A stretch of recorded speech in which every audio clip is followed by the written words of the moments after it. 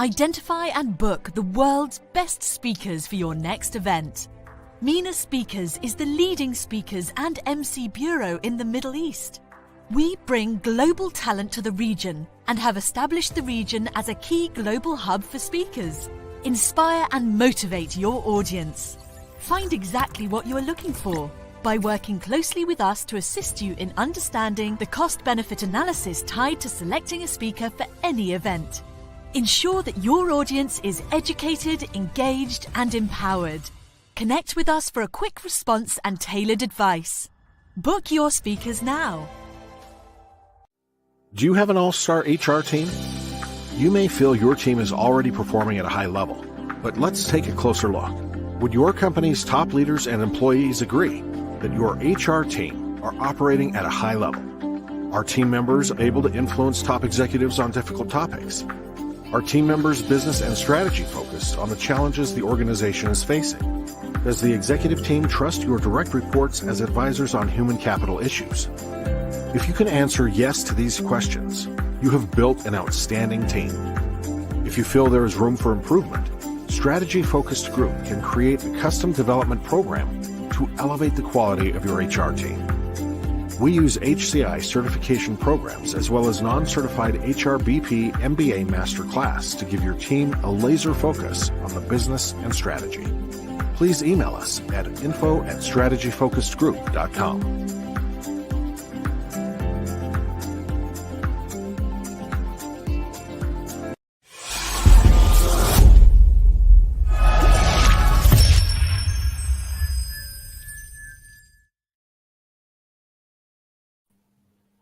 Good morning, good evening, depending upon what part of the world you're in. If it's Friday, it is the CEO series where we bring together interesting people, CEOs, leaders, entrepreneurs, disruptors, innovators. Our guest today is Jane Egerton, who is the head of sales for MENA for the Middle East and Africa. Her background is electrical and electronic engineering. She went to Warwick Business School in the UK, Harvard Business School, the Yale School of Management. And before working at MENA, she was the country manager in Nigeria and regional sales director for West Africa for Avanti Communication. We're going to be talking about her best-selling book, Be Fearless, Give Yourself Permission to Be You. So with that, I will welcome Jane. How are you? Thank you, Ron. Thank you for having me on today's session. I'm great. It's late in the evening here, but I'm great. That's good. That's good to hear. You're a globetrotter. You're in country to country, and to give some background to the audience, we were going through time zone kind of calculations to make sure we could get here to do this today. Yeah, that's how complicated our lives can be, isn't it? Yeah, it is. It is. So you've had an amazing career from university to heading up sales for MENA, for the non-initiated Facebook MENA, for this large region. Walk us through that journey. How did you get to where you are today? When you just said you have an amazing journey, it just hit me. I'm like, at the time I was going through it, I didn't feel like it was amazing. Yeah. I was going through, that's how I felt, like just get to your goal. So I did start, like you mentioned, I studied engineering. So I started as a tech, engineer. Actually, my first job was an earth station engineer. So I was working for a satellite integrator. We used to manage earth stations, the big satellite dishes that talk to the satellite in space. So that's what we did. And I know that at the early part of my journey, all I wanted to do was to rise and become maybe an executive as a tech executive in the engineering field. And that's what I thought about myself. Even when I started working for Ericsson, I got in as a tech person. I was a product manager. Before, like I said, I stumbled into sales. It wasn't deliberate. It wasn't part of my plan, vision, whatever you call it. It was never in the horizon. But people saw some skills. They're like, hey, you'll be good at this. You do so well at it. And after a little bit of tension, because there's always tension. It's not like you just said, yes, I'm going to do it. I thought about it. I worried about it. I was anxious. I weighed it. I talked to people, and I decided to take the sales route because Mm. ultimately I recognized that it was the end goal that mattered. Like the pathway was not Okay. necessarily, was not Mm. necessarily the intention. The end Yeah. goal where I was headed to was what mattered, and that's how I ended up going into sales. I did an MBA because I got into sales with innate skill sets or talent, but I realized to flourish in sales, I needed to even acquire some more skills, especially business knowledge. So it Mm. took me into studying for an MBA. That's how I went to Warwick. And I came back from Warwick, and I think it became a whole different journey because now you seem to have better tools into Yeah. going on the job. So if I look back at that journey, I'll say some of the things that help is, like I mentioned, if you want to put it together, is one, I was very open and adaptable. Mm. Because, like I told you, I had a plan that I was going to be in the engineering field and probably evolve my career as an executive in the engineering field. But it got to a point I had to make a decision that, there are options now. You could try the sales route. You don't Mm. know about it. People think you're good at it. They've pointed Yeah. out skill sets you have that make it work. So it's just weighing those options and sometimes learning to adapt if required. I think that Yeah. was very helpful. Being ambitious. I know Mm. it sounds cliche, but it's really good to be ambitious It, because you it, can never know if you never push for it. yeah. If you're very conservative with your goals or you try not to shoot for the stars, we fully truly do not really know ourselves. We're evolving every day. So I think when you set the bar high, you'll be amazed at what you can achieve. So Yeah. being ambitious really help. And thirdly, if I have to look at it, I think something that probably might sound very easy, like really be open to continuous learning. The moves, the shakes, the adjustments required, you're always learning, open Yeah. to taking in new information, looking for insight. So those are the three things I would say if I look at that journey that probably has Yeah. helped in that Yeah. journey. I could take those three things and build a whole conversation around this. I'm just going to touch on a few because you talked about the stumbling into sales. Yeah. And my initial start out of college was in sales, and I started at IBM at sales. But I realize now that I look back on it, that was probably the best starting point because good in front of a crowd, good handling objections. I can always kind of flip it around. I can think fast on my feet. And it Good. was like a grounding force. If I look back on everything, that enabled me to transition. I eventually went into training and then into human resources and whatnot, but that sales piece was awesome. I am actually aligned with you because there's some soft skills that are required for selling that really can be reused in several functions. Hmm. And Hmm. that's one of the things I learned. I had some of them as an innate skill, and Yeah, some of them I had to work on, but they became because what I really needed to do was get some hard skills like business skills, yeah, yeah. finance, accounting. But with those innate growth skills or soft skills, then you found out you could flourish in probably any function Mm, because the growth skills are the same. that's exactly right. Because you would always test the comfort zone. A lot of people probably, and I'm sorry, it's not a lot of people probably would have stayed in engineering because I'm comfortable doing this and I've been doing this for a while and I'm not going to reach. I would have just grown it through there. But you decided to test that and you came out of the comfort zone and you exposed yourself and you did what you did. Yeah, yeah. It was a vulnerable moment, but I think if you take risks, you can never tell. Sometimes the higher the risk, the higher the reward. Sometimes I say sometimes, so people make sure that they take calculated risk. But the Yeah. higher the risk, the higher reward. And this is one that has given me higher rewards. Hmm. So when you look back on this career, so now when I was walking through it, you said that you, oh my God, it didn't seem that way when I was involved in going through that. But when you look back on that, what was a pivotal moment for you as you were climbing this mountaintop? You didn't know where the mountaintop was, but you were climbing that. What was a pivotal moment? I could if look there at was one? two or three. One of them was really changing from engineering to sales. That was pivotal because that was tough. It was a tough call to make. It was against everything I stood for. So I had my own idea of who salespeople are. People that are pushy and forcing you to buy things you don't need. I had to change that narrative because that was my perspective of salespeople. Because that's not how I thought. I was like, Yeah. I just solve problems. Until someone literally explained to me, that's what we're asking you to do. Just solve customers' problems. Don't try to push something down their throat that they don't need. Just Yeah. go with the mindset of trying to solve Mm, their mm, problems. mm, So that was really a pivotal movement, a mm. moment in my career. Getting my first management job was another one because being an individual contributor had quite some skill sets, and I was trying to make a switch into management. I didn't know what it took. Yeah. I thought I knew what it took, but I found I didn't really have I didn't really know all it took. So my Okay. approach was different. I was looking at my performance at my job as being a key contributor, while Hmm. I realized that it took much more than your performance or your job. How you engage with stakeholders, having sponsors were key, especially for Uh, women in tech. So yeah. those things came into play.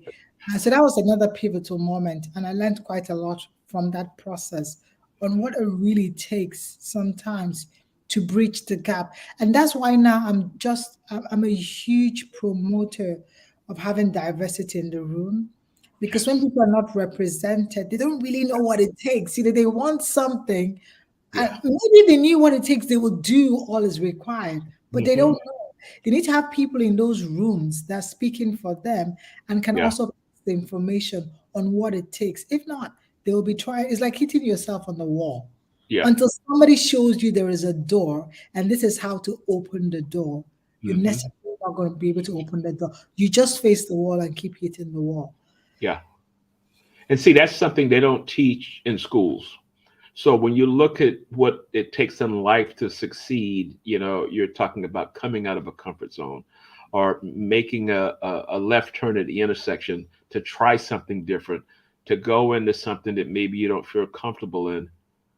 And this is where, as what you were talking about, mentors come into play and all these kinds of things. How would you guide a person who's coming out of school and maybe they did the technical route, that maybe they're not satisfied? And we're going to get to your book in a minute, which kind of, I'm sure, goes into a lot of this about give yourself permission to be you, the intake and making decisions based on that. Walk us through how you would, in that room, if you found someone in that room that was vulnerable and they was probably a big question mark that was coming through.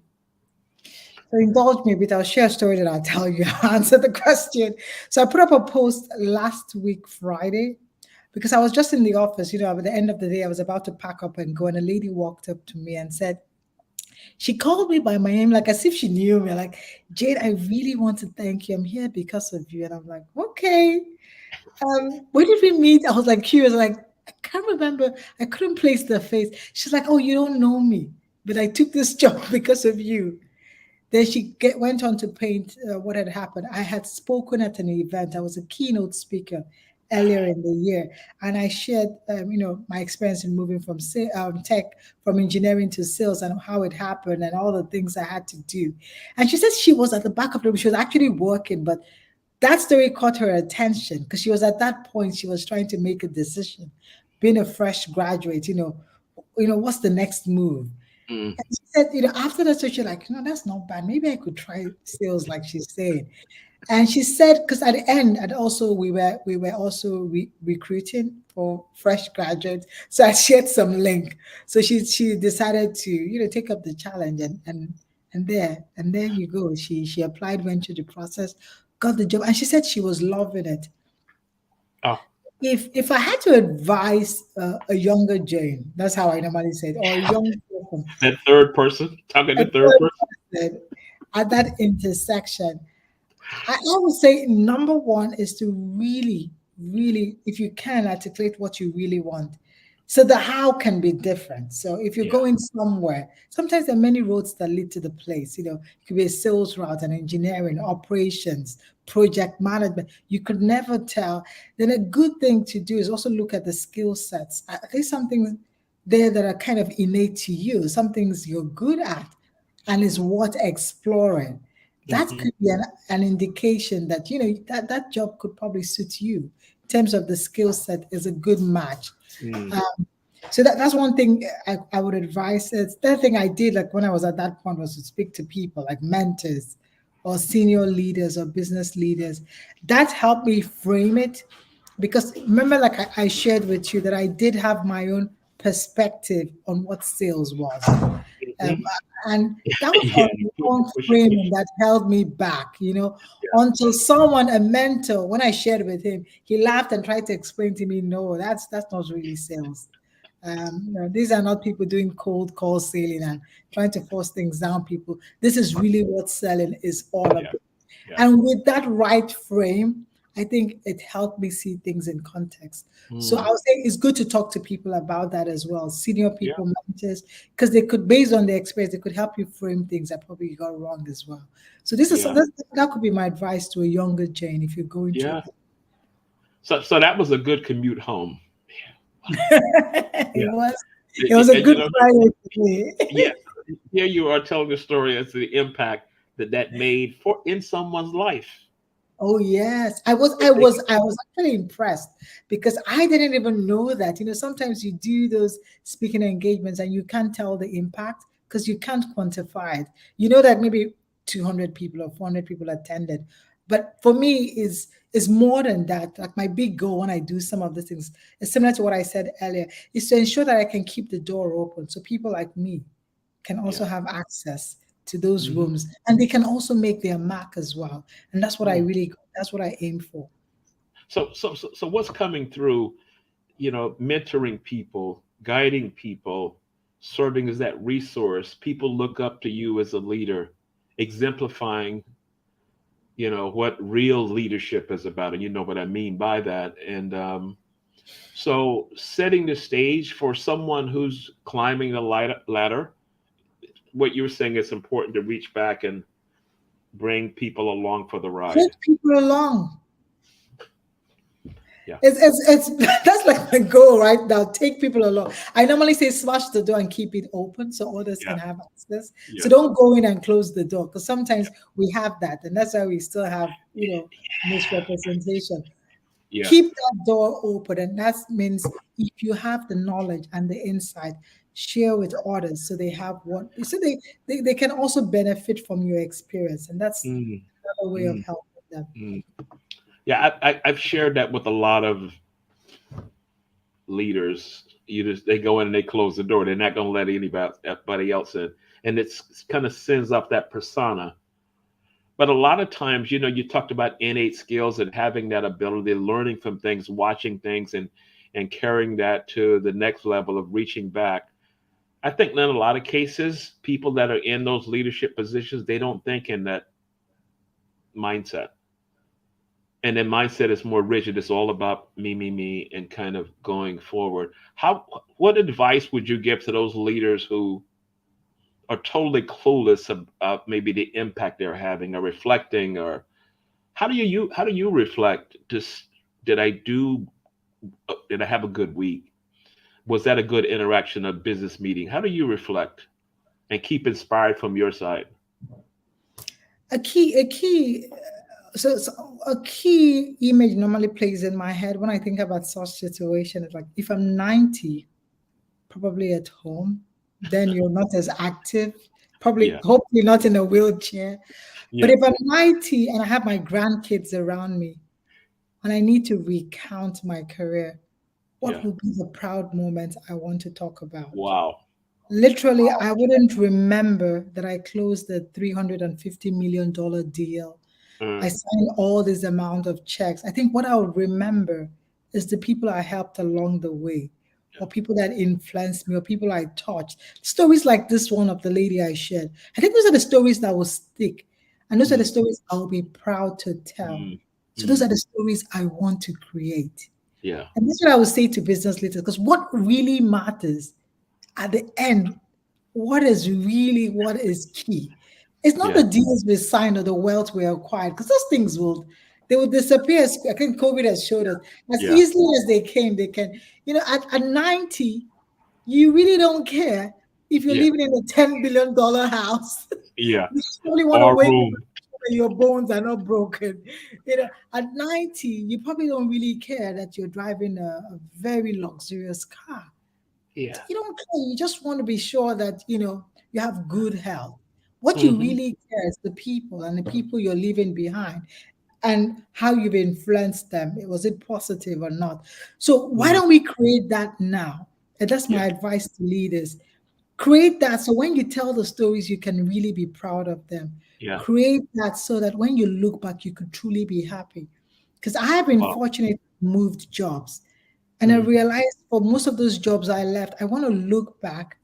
I know that the people I left behind are thriving Yeah. just because I was there, because I was somehow in contact with them. I don't want to, I'm not more interested about, oh, I closed this deal, I created this product. They are good. The I don't know soft if, side. if in the end, if they're important. Yeah. The soft side, of that in making that difference. So as you were walking through that story, I thought of Martin Luther King because one of the things he says, when I die, I don't want people to talk about I've won the Nobel Peace Prize and I won all these awards. Just summarize it to say, and I'm paraphrasing, I tried to help somebody. And I'm Good. thinking, wow, all this man achieved, Nobel Prize, that's not important. I tried to help somebody. I reached back and that's the exact reference point I went to as you talked through that. That was And I think powerful. that's really at the end of the day, probably that's what will make you happy. Yeah.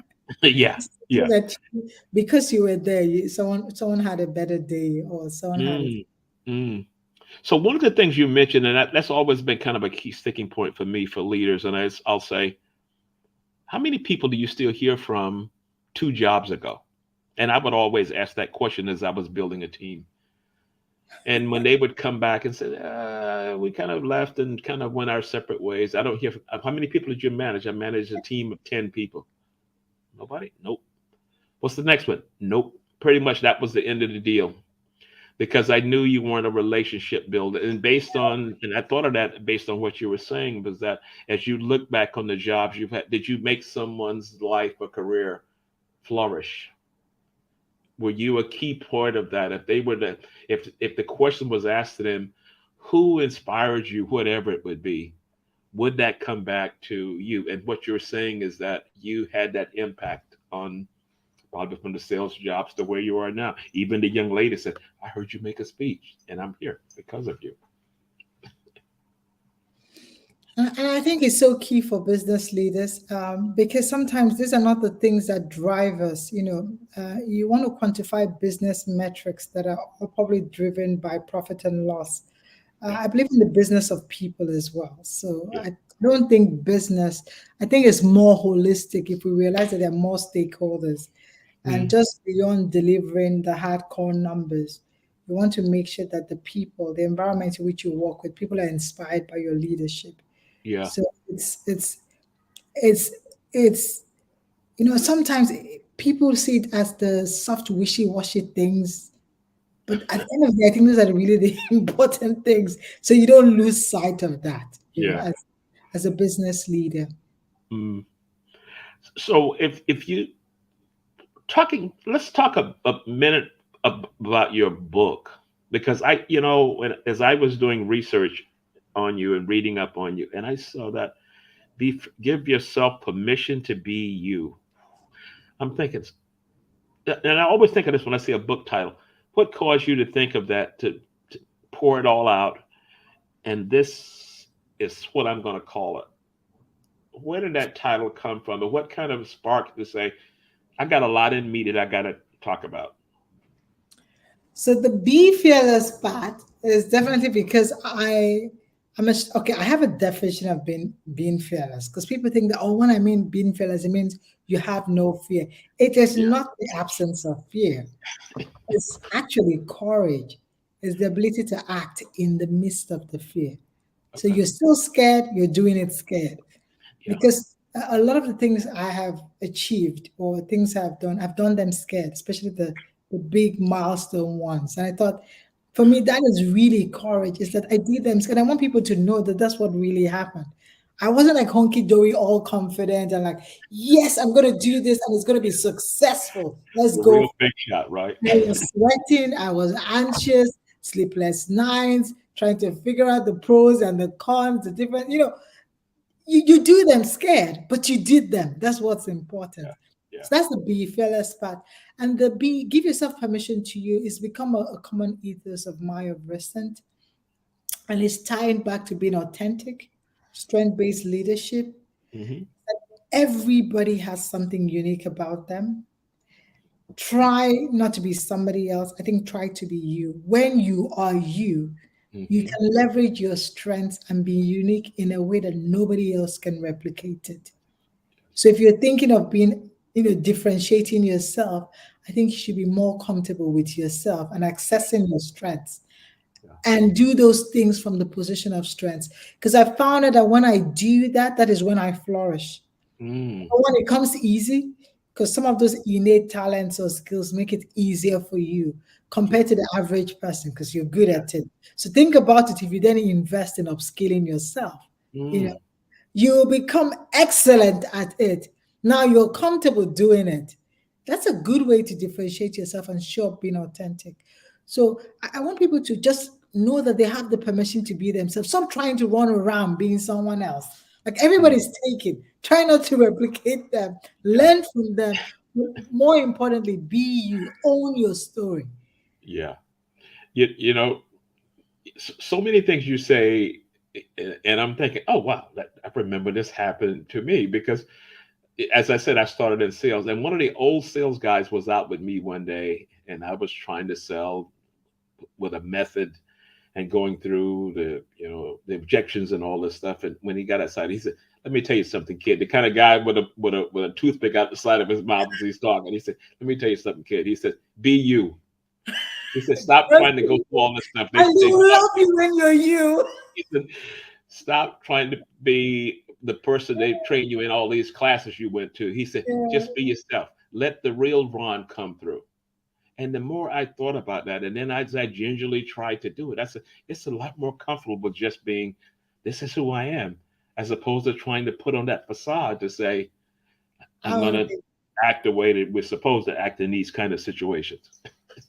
And So I'll that, throw in a story there on because I love to tell stories. So, one of the largest deals I ever signed was coming out of an attribute I had that everybody thought was a disadvantage. So, as a salesperson, I was married with kids. As usual, it's like very dicey because the yeah, guys want to go to the bar after a meeting, and I'm like, oh no, I have to go home. I'm gonna go pick my kids' homework, dinner. So it was always feeling like, oh, she doesn't play along. Why does she want to hang out with the bar? yeah, I yeah, can't hang out at the bar at 2 a.m. I'm going to tuck some kids to bed. So and for a while, I would worry about that. I'm like, oh my God, I'm not doing good at this job because, like then they've all gone to the bar. I can't go to the bar, and they're meeting. Like these things get you a little bit anxious.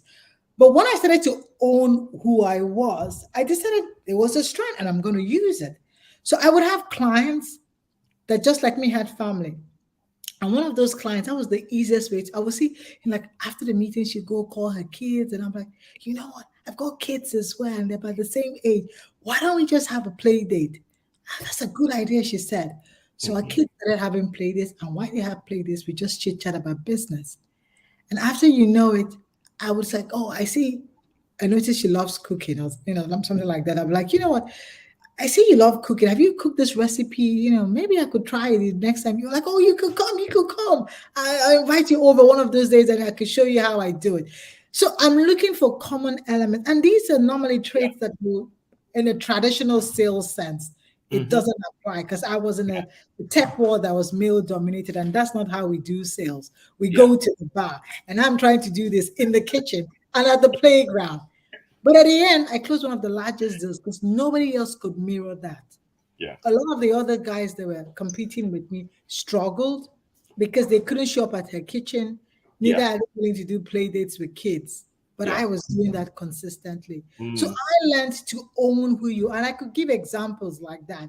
And I'm telling people, operate from a place of strength. That is the leverage that sometimes others will find it difficult to mirror. Yeah. That's so powerful because that's based on relationships. You build a relationship. So one of the things this guy was saying, he said, you build a relationship with people. He said, these new things come out. I just go and talk to the people and, we sit and chat and we may spend 20 minutes just talking about what we did for the weekend, families and all that. And the last 10 minutes, I said, yeah, send me 10 cases of that. And he said, I walk out. He said, you're going through all this foolishness here with this and that and the other. You're going about it the wrong way, kid. And the toothpick is still hanging at the side of his mouth, Amazing. But I still reflect back on that. And I'll always say, I'll always be Ron. It's always about fun. I'll never go through you this, you that. And when you do that, you begin in the process of losing who you are. And this is why when I looked at the title of your book, it resonated so much because being One you. second, 1 second.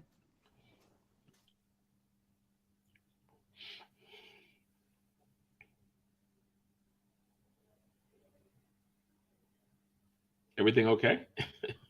We're okay.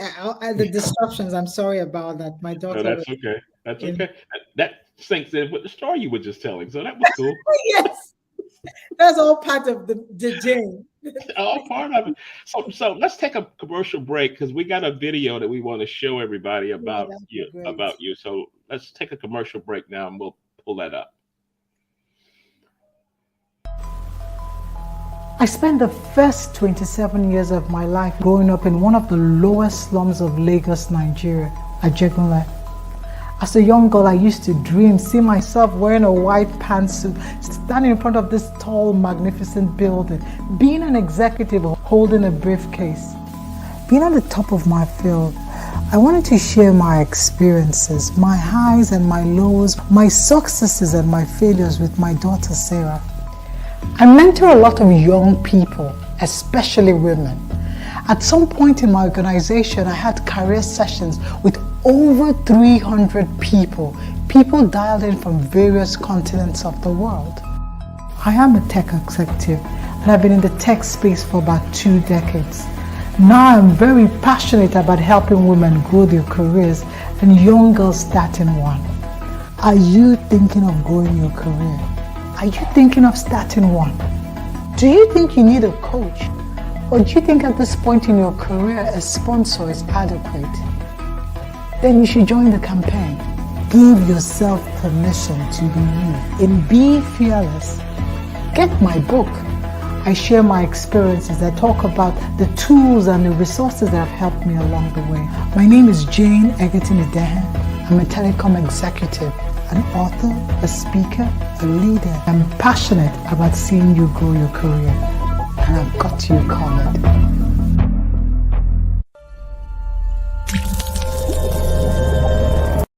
Oh God, I love that video. When I saw that video, I said, that's why I asked you. I said, can we use that? Because that's pretty cool. That's pretty cool. You covered a lot there. You covered a whole lot there, from the women's side of managing careers and all of that. So this was around the time of that book launch?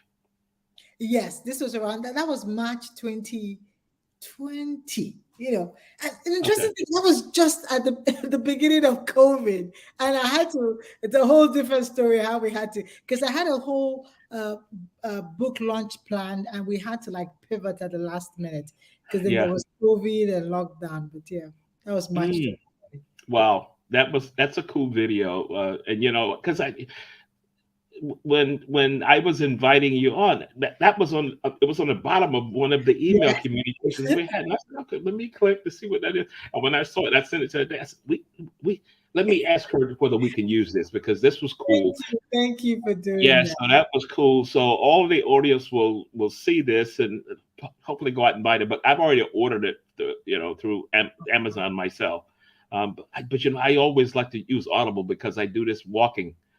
And for exercise. The audio is not yet out. Very soon, hopefully, but the audio is not yet out. Okay. Are you going to be the narrator of it? Is that the plan, or are you going to have somebody That's do it? not the plan, actually. I want to have someone do it. I think the idea is that I wanted to have someone do it, but someone that can do it as close as possible to my voice. I see. I see. I Okay. can Yeah. relate. A British accent may not make it. You know what I So mean? some of those words there, I don't think it's going to land well. Yeah. So let's talk about you as an executive. What is the most important trait you look for when you hire people? When you hire people at a -1, -2 from you, what do you look for? Growth skills, soft skills, because the truth is that the hard skills we can train you for. Yeah. The hard skills we can teach you those skills. The growth skills we are looking for, because most times they come through experiences and your ability to navigate them. So critical thinking, negotiation, Hmm. communications, emotional intelligence, or social intelligence. Those are some of the skills.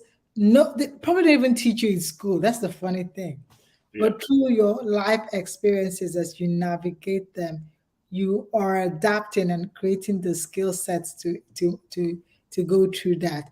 So Mm, those things are really important, because, like it says, those are the things that determine how you grow, yeah. your mindset, and they are Hmm. the key things. So most times we're interviewing you. That's the kind of the scenarios we are asking you questions around.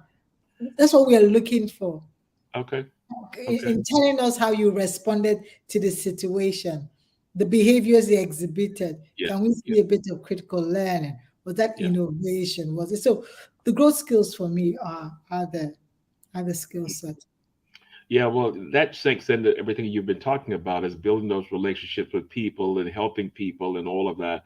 And I'm assuming from that is you want to surround yourself with this kind of mindset. The technical skills will take care of themselves. Especially if we're recruiting, so there's a difference as well. Let me put that in context. So if I'm recruiting a fresh grad, if I'm recruiting a new fresh hire, especially when I'm not seeking industry experience, growth skills are important, because we can teach you the hard skill skills. We will Hmm. teach you. We will train you for that. And we know an average person that has gone to a college with a college degree can learn those skill sets. So that's not the hard part. It's the Hmm. growth skills that we're looking for. Because if we can identify the growth skills, we can determine which functions best suit that Hmm. growth skills. Hmm. So when we then look for industry hires or experience hires, we're looking for now the hardcore skills and the growth skills. Because if you're an industry hire, experience hire, we are riding on the fact that you already have a bit of the hardcore. Yeah. So you Yeah. can hit the ground running, like I say, the Yeah. fresh grad, we would have to train them on the hardcore skills, give them time, then. But the experience hire, especially when we want someone that can just join the team, hit the ground running. But the growth Hmm. skills are still important, because that would also give us the ability to see you flourish and grow. Because we want you to also grow in your career. We're not Yeah. looking for you to just be stagnant. It doesn't align well with maybe some of Hmm. our values as well. Okay. So Okay. So you bring them in, a couple of years, they've been doing good work. What do you look for when you promote someone? Because you said you don't want them to be stagnant in that role. If there's an opportunity to promote someone, what is the differentiating factor of? baseline, if you ask me, baseline is that the first delivering excellently at the role where they are. So your Hmm. baseline performance, you're delivering whatever your deliverables are, or your KPIs, you're matching that level, like you're delivering. And the truth is that for most organizations, actually promotions lag. We would have seen you exhibit traits of the next level. That's Okay. the truth. Then it becomes glaringly clear that this Yeah. person shouldn't Yeah. be here. They should Yeah. be there. Yeah. So that's why I tell people to, if you want something, you have to mirror what you want. Yeah. See you do it. You don't have to be 100% of it. Hmm. That's Hmm. an indication. So, but other things I would do, especially as a leader, is to find out that there's alignment. Is that where you want your career to head? Yeah. Because we've had cases where people have been misplaced. They're sitting in trajectories that they don't like. Maybe they don't want to go by this pattern. Because we see them performing, we are promoting them on that path. So I always Mm-hmm. like to have a conversation with people. I want to know what their short-term, medium-term, and long-term goals look like, Mm-hmm. because it Mm-hmm. allows me determine if this path is where you're deliberately seeking growth, or we should help you find another path. And that's what I love with what I do. I don't believe that we have to keep you in a box. Yeah. I'm one of those leaders that would help you get another path if that's Okay. what's best suited for Mm, you. So yeah. those are so when Key I'm point. things I'm looking for, Yeah. where have you articulated you're going to? What are your strengths? Because it also helps us in how you would deliver the next phase. The fact Mm, that you're delivering is baseline. You have to even deliver where you are and have shown attributes of the next stage as well. yeah. That's so important. You know what? I wish I could clone that little master class you just gave and take that to my leadership piece. Maybe I'll splice this out because lots of times, I do a lot of leadership development, and I find that people feel comfortable hiring people like themselves. They want to mirror that image, and that really screws up the DEI component specifically as it relates to that. And so, skills you're looking for the next step, as opposed to trying to hire another Jane. No, I don't want another Jane. There's already one Jane in the team. And the truth is that to solve complex problem, we need diversity, Yeah. diversity of thought, function.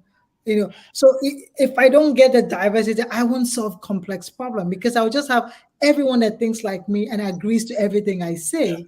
Then how Yeah. am I going to solve the complex problems? But Yeah. if I have other people that have different perspective, context, will share the diversity of experience or thought, I'm having, different frame to look at it. So Yeah. we become that team that can solve very complex problems, and the world loves people that solves problems. That's basically business, you Yeah. know.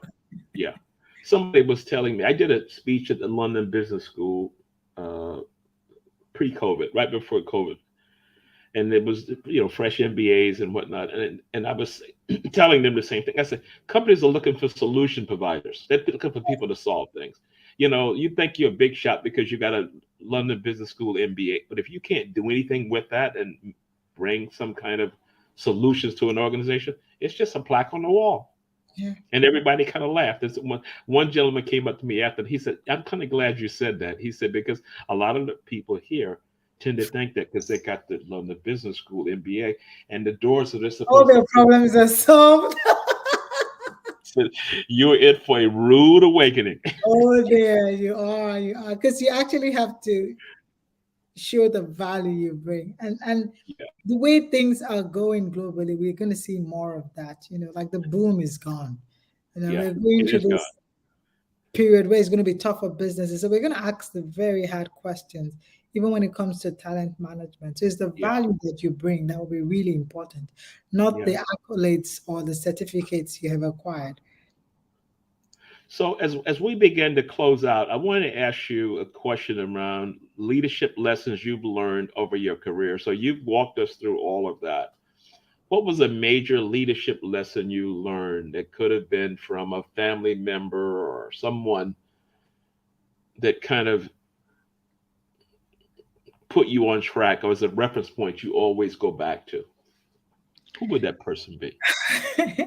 Who would the strength-based leadership is one. I know I'd mentioned it, but that I actually learned from reading a book. Okay. So it's Malcolm, is it Malcolm? Gladwell. Not Malcolm Gladwell. Yeah. Marcus Burkenham, I think that's his Oh, name. Marcus Buckingham. Now Yeah. discover your strengths, because I had Yeah. both of Yeah. his books. Yeah. Yeah, Marcus is that's that Marcus. was a new frame, because for a long time that was not the way I approach things. I would Yeah. set goals for my weaknesses. How Yeah. am I going to try and improve the weaknesses? The train is it. So I was literally focused on improving my weaknesses. Yeah. But when I read his book, I had a whole different perspective on how to approach the career. So I then focused a lot on my strength. It doesn't mean I don't, but I'll give more focus to the strengths, because those were the things that were making me Hmm. accelerate. So that was one. And second thing I would say, if I look back, if I look at leadership, growth mindset actually,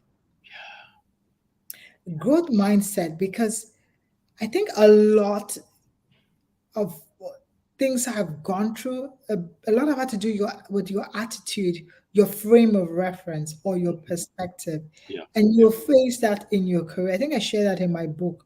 For example, I said in my book that there are no enemies because people think, oh, someone hates you at work. I believe they're just shared interest. If the interests are not aligned, then it looks like we're on different side of the table. Yeah. Go with that frame mind, you don't burn bridges, and you see that there are no enemies. Hmm. I learned that as I began to climb the ladder. Yeah. Because, sometimes you want to put things in a bucket. And as a leader, I realized it's not always black and white. Hmm. You can't just literally put labels on people. Hmm. If you're going to be a savvy business person or leader, you have to learn that it's important you have the growth mindset, the ability to look at things and find opportunities for growth or learn, because you would fail. Hmm. You would have pushback, you would have challenges. I can almost guarantee you that. Yeah. Nobody had a smooth ride. Hmm. What will be different is how you approach that. Not just you giving up, but how would you approach that?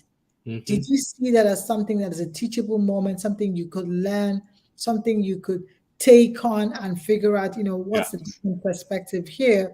Or do you think that you can never learn from these things? It's the end of the world. So this is Hmm. not going to work. Hmm. So that's one mindset I have time and time again has really helped me in just navigating my Hmm. career journey. Hmm. I find that one of the things I like about the conversation, you have so many reflecting points, and the stories you tell are anchored in something else, and you're still going back to those because the clients I deal with lots of times they don't reflect. And if I could draw an arc over the work I do, as I said, you have to reflect. You have to think about another time. You have to go back and think it through. Why didn't it work? It's not always somebody else's. It could be you. You have to do that. And sometimes it's like talking to a brick wall because that fixed mindset is there. And but if you could switch over, maybe your life wouldn't be so complicated because a I lot think of times it is. reflecting could be tough. Reflecting requires that you be vulnerable. You look yourself in the mirror Yeah. and tell yourself, I could have done this better. These Yeah. are 3 or 4 ways I could have approached it now. And just being sincere to yourself that, there's still opportunities there. I Yeah. should have just reconsidered this. But for most people, they just like motion. I tend to do that sometimes. You just want to keep moving irrespective. You don't want to go back and learn any new lessons. Yeah. I just keep pretending that it didn't happen. Let's just keep going.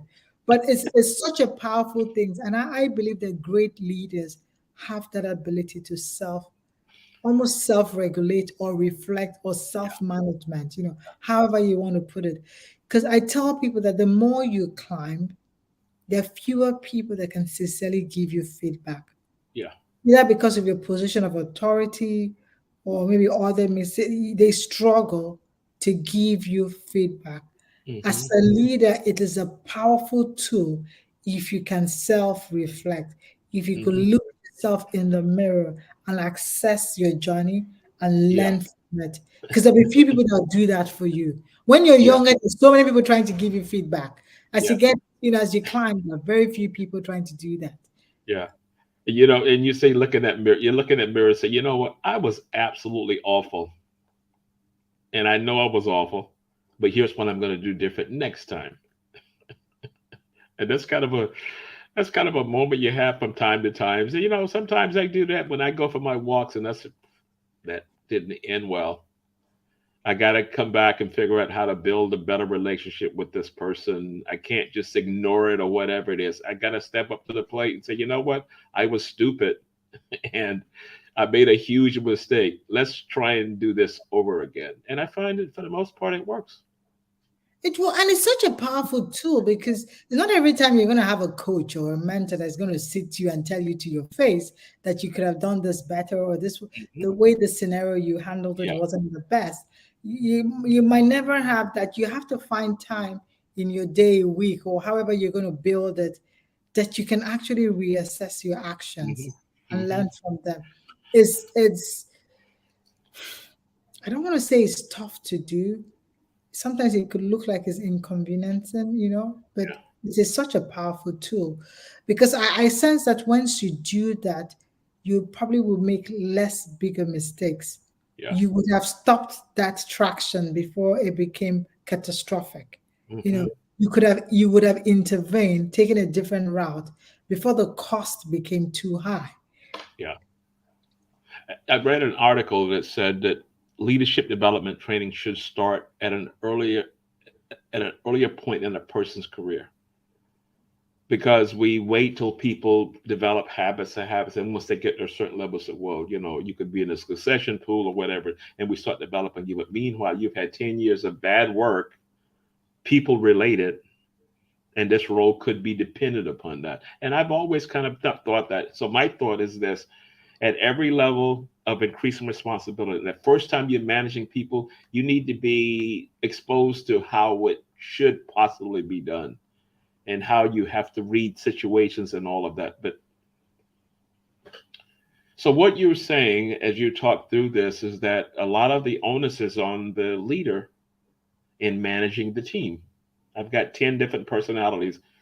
I've got to figure out, I always use it, this symphonic C-suite, is that's my leadership development program, is that it's like you're the person with the baton, and you're this trumpet, this trombone, this drums, and all of that, putting all that together. That's my interpretation of it. I think it's John Maxwell that says that everything falls on leadership. It all falls and rises on leadership. Yeah, yeah. So at the end of the day, yeah, it is. And I like your concept of we're all leaders as well. Yeah, In a yeah, very, maybe simplistic term. Some of us are positional leaders because now we've gotten to a point where someone has put a label to our name. yeah, But I believe in different aspects of our lives, people are leading. So giving them or supporting them with the skill set where earlier is better because they will yeah, be better by the time we make them positional leaders. yeah. It could So be leading a community group or volunteer group or even supporting at home. But those skill sets you could fine tune them even before you get positional leadership. yeah, I laugh because I remember someone, I may have read this, that said that the dangerous part of labeling someone's a leader when they get these initials after their name. Oh, EVP, SVP, CEO. He said those initials are dangerous if the mindset is skewed, because they're going to lay on that label. And I had a buddy of mine, and we had both made vice presidents of this particular company. And one of his reports came to me and says, he's hard to deal with. And I was talking to him, this particular leader. He and I were just sitting down having a cup of coffee.